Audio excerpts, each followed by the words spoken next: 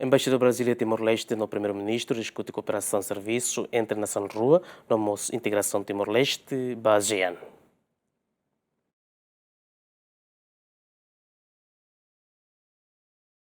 Embaixador Brasília Timor-Leste Ricardo José Lutosa Leal, segunda-ne, halau audiência ao primeiro-ministro Cairala Sanana Guzmão, o de qual conaba cooperação serviço entre Brasil e Timor-Leste e a área Oioin. Bibang-ne discutimos Timor-Leste e integração ba ASEAN, nebe dadão-ne ASEAN hanesan parceiro comercial bot da Toluk ba Brasil, a foi China, nos Estados Unidos da América.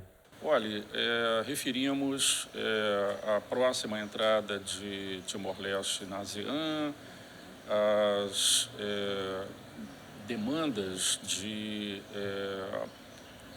digamos, a inserção, não é? Associadas à inserção de Timor-Leste como membro pleno, não é?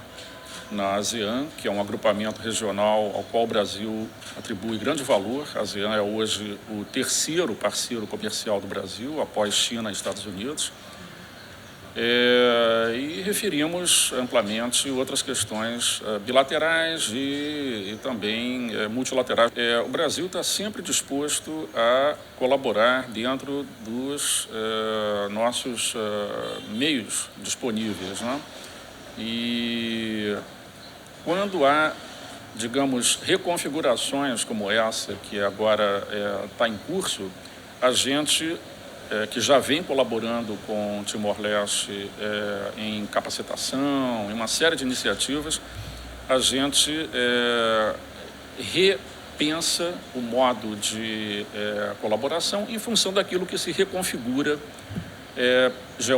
politicamente, não é? E agora há uma reconfiguração em curso, a entrada de Timor-Leste para a ASEAN prova disso, e também a importância que o agrupamento regional ganhou para o Brasil. Então, há uma reconfiguração e aí a gente repensa o modo como a gente vai continuar colaborando, não é?